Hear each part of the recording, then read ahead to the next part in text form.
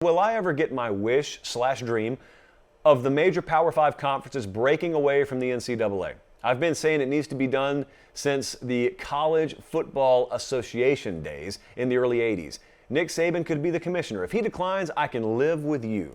Thank you, Coach Chip. Can that fix NIL and the transfer portal? I'll hang up and listen on the air. The whole breaking away concept is one that's really popular. A lot of people talk about this. Let's be clear what we're talking about here. If the Power 5 conferences broke away from the NCAA, that means they have reestablished their entire organizational model. The SEC or the Big Ten or the Big 12, what they've done is they've decided we're going to govern ourselves. Because really, you have to understand what the NCAA is. The NCAA is an entity that exists to enforce rules and govern a sport that the university presidents gave it power to govern. The NCAA has no teeth that the powers that be at the conference and university level did not allow them to have, if that makes sense to you. So this would just kind of be a declawing or a defanging of the NCAA by conference commissioners, university presidents, and the like, and they would just say, okay, that power we gave you, we're taking it back now. You're obsolete. We're going to operate in and amongst ourselves. What would be the motivation for that? Well, one thing would be they believe the governance and the guidance they've gotten out of Indianapolis has been ineffective and they can do a better job themselves. But also, there's this other thing in play that, to go back to Chip's question, leads me to believe we may be drawing very close to this happening. And that's that 9-0 Supreme Court decision, which essentially told the NCAA it is illegal for you to enforce your rules at the national level. Therefore, conferences are probably going to be the ones, when you talk about NIL or the portal, if you want to enforce any major rule changes here, you're going to have to do it at the conference level because you can't do it at the national level. They have told you that is antitrust violation. You cannot do it. But at the conference level, you have a lot better shot at being able to do it. It's not foolproof. You would have legal pushback immediately, but you got a better shot because the Supreme Court is far less likely to look at the Big Ten and say, you're violating antitrust, you are a monopoly, than they are the entire country. Because the Big Ten is just one conference. The Big Ten could reasonably say, if they don't like it here, they're free to go somewhere else. But if the NCAA is doing it, then those student athletes can look at the Supreme Court and say, we got nowhere else to go. They won't let us go pro out of high school, so we go over here and they make money off us and we can't make money off ourselves. And whether you like that argument or not, that's the argument that stuck at the Supreme Court level. That's the argument that stuck.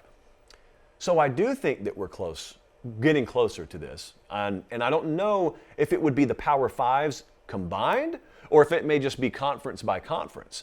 But the other thing that I think has been a debate for a long time, that I've been a supporter of, is a separation between Power 5 and G5.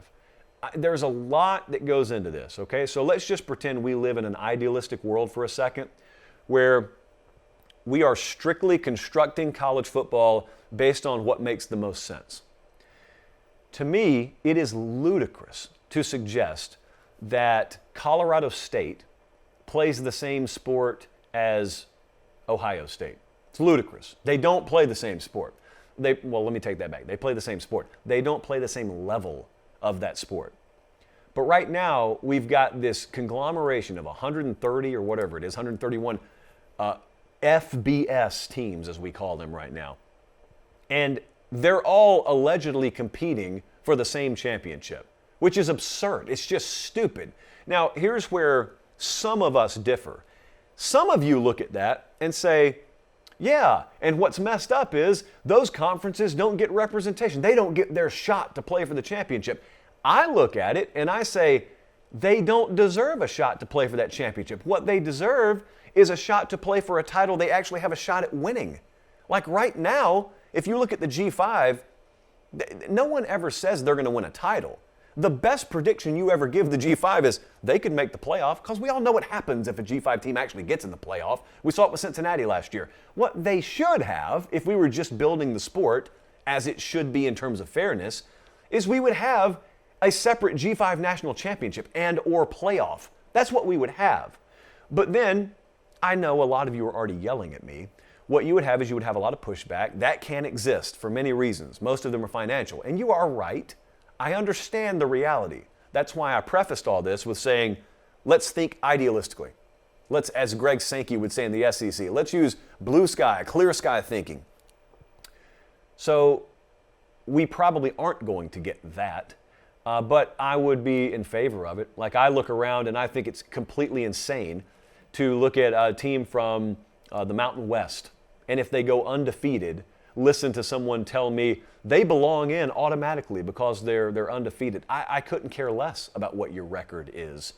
I care about what the strength of schedule is, and then I care about what your record is, but some people aren't interested in that. If you go undefeated in this sport, there's a population out there that thinks you have accomplished the hardest thing in sports. That one of the big lies that we have spoken about on this show ad nauseum is that going undefeated is the hardest thing to do in college football. That is a lie. That is not true. I could take half a dozen teams from the Big Ten or the SEC and give them certain G5 schedules and expect them to go undefeated. They would be favored by a touchdown or more in every one of those games. That is not the hardest thing to do in the world. It is infinitely harder to go 10-2 against the schedule Arkansas will play this year than to go undefeated against the schedule that Colorado State or Boise will play. That's no knock on those teams. It's just reality. So yeah, in my perfect world, we'd have a G5 playoff and we'd have a Power 5 playoff. It would make a lot more sense. We do not live in a perfect world. It's like Red said, prison is no fairy tale world. Well, neither is college football.